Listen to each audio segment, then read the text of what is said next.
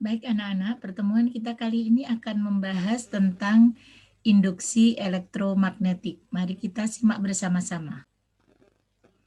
Oke, kita akan bicara tentang induksi elektromagnetik. Oke. Apa itu induksi elektromagnetik? Oke, anak-anak lihat, perhatikan dulu. Di sini ada kumparan, lilitan kumparan. Seperti anak-anak kemarin sudah membuat elektromagnetik ya, kumparannya dililitkan. Kemudian di sini ada galvanometer. Kemudian ini ada magnet. Magnet ini digerakkan keluar masuk kumparan. Anak-anak lihat, jika kutub utara masuk, maka jarum akan bergerak ke kanan. Jika kutub utara masuk. Kalau keluar, dia ke kiri. Oke, lihat. Kalau masuk ke kanan, keluar ke kiri. Bu, bagaimana kalau dibalik? Kutub selatan yang masuk. Juga kebalikannya. Jika kutub selatan yang masuk, maka dia akan menyimpang ke kiri dulu. Ya. Kemudian jika kutub selatan keluar, menyimpang ke kanan. Nah, karena arahnya yang bolak-balik ini, arus yang dihasilkan adalah arus bolak-balik atau AC pada induksi elektromagnetik. Jadi, induksi elektromagnetik merupakan perubahan medan magnet yang dapat menghasilkan listrik. Menurut pendapat Faraday, listrik dapat dihasilkan dengan cara menggerakkan magnet keluar masuk kumparan, ini menggerakkan magnet, karena terjadi perubahan jumlah garis gaya. Ya, terjadi perubahan jumlah garis gaya. Itulah yang menyebabkan bergeraknya. Nah, di sini induksi elektromagnetik. Coba perhatikan kalau kita gambarkan. Induksi elektromagnetik adalah gejala munculnya GGL induksi dan arus listrik induksi pada suatu penghantar akibat perubahan jumlah garis gaya magnet yang memotong kumparan. Jadi ini ketika masuk, kutub utara masuk, di sini ada perubahan jumlah garis gaya. Ketika masuk ada perubahan jumlah garis gaya. Nah, perubahan jumlah garis gaya inilah yang menyebabkan jarum galvanometer ini menyimpang. Seperti tadi, jika kutub utara masuk, maka galvanometer akan menyimpang ke sebelah kanan. Nanti misalnya kutub selatan yang masuk, Bu. Kutub selatan yang masuk, dia pasti akan menyimpang ke kiri. Jika misalnya magnet masuk, Bu, tetapi diam tidak digerakkan, maka posisi jarum galvanometer tetap berada di tengah. Karena apa? Karena tidak terjadi perubahan jumlah garis gaya. Tidak bergerak, magnetnya diam saja. Ya. Oke. Menurut percobaan Faraday tadi, yang pertama juga, jarum galvanometer menyimpang hanya jika magnet digerakkan dalam kumparan tadi. Terjadi apa? Perubahan jumlah garis gaya. Nah, pada saat magnet digerakkan keluar masuk dalam kumparan, jarum pada galvanometer menyimpang.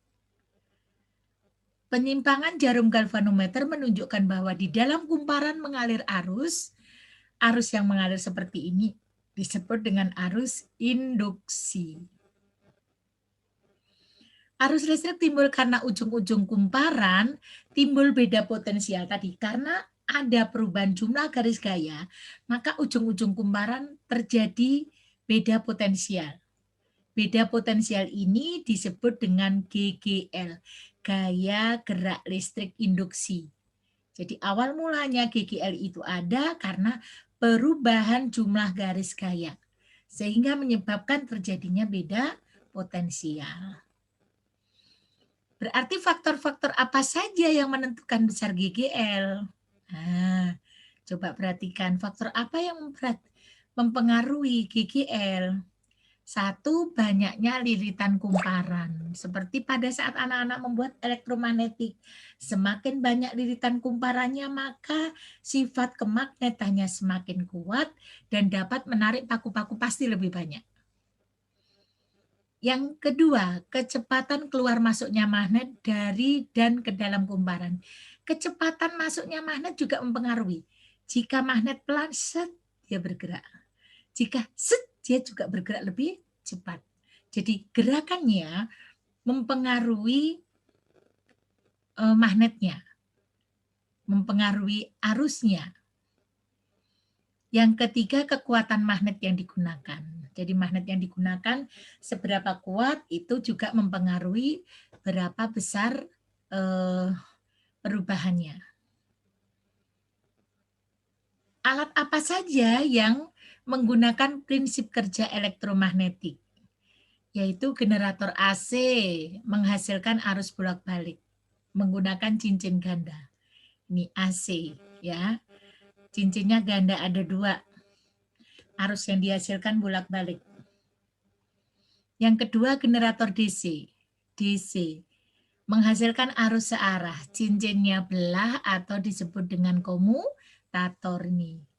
DC ini cincinnya belah disebut dengan komutator. Kalau AC cincinnya 2, kalau DC cincinnya belah atau disebut juga dengan komutator. Nah, ada juga contohnya, ini anak-anak lihat ini, contohnya pada dinamo sepeda. Dinamo adalah alat yang berfungsi untuk mengubah energi gerak menjadi energi listrik. Pada dinamo, bagian yang bergerak disebut rotor, bagian yang diam disebut stator.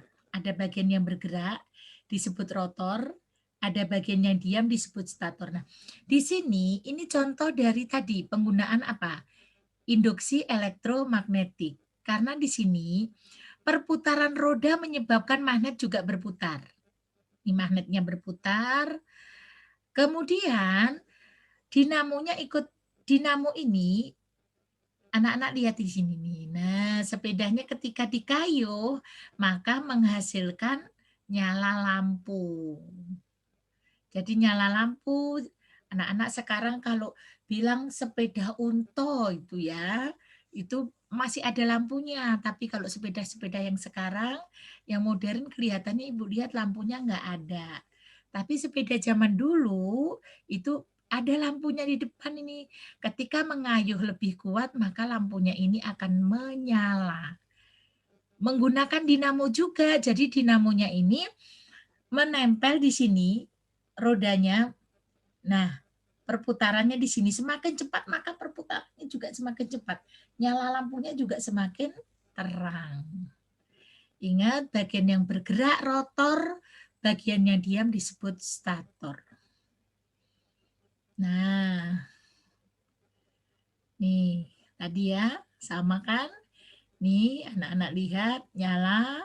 Nah, ketika dikayuh, maka dia akan nyala. Tadi kumparan magnet ke lampu. Jadi dinamo sepeda menggunakan roda yang memutar magnet.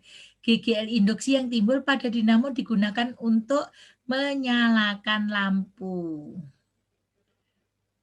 Semakin cepat roda berputar, maka makin terang nyala lampunya. Seperti tadi di dinamo digunakan untuk merubah energi gerak menjadi energi listrik. Yang bergerak dinamakan rotor, yang diam dinamakan stator.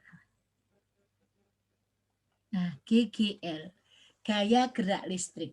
Saat sepeda dikayuh dengan cepat, kumparan pada dinamo akan bergerak dengan cepat sehingga GGL induksi yang dihasilkan menjadi lebih kuat dan energi yang dihasilkan lebih banyak. Berarti GGL induksi dapat diperbesar, Bu. Dapat caranya. 1. Mempercepat putaran kumparan. 2. Memperbanyak jumlah lilitan. 3. Penggunaan inti besi lunak dalam dinamo. Jadi GGL itu bisa diperbesar dengan 3 cara. Baik anak-anak, sampai di sini dulu perjumpaan kita. Salam sukses dan sampai jumpa.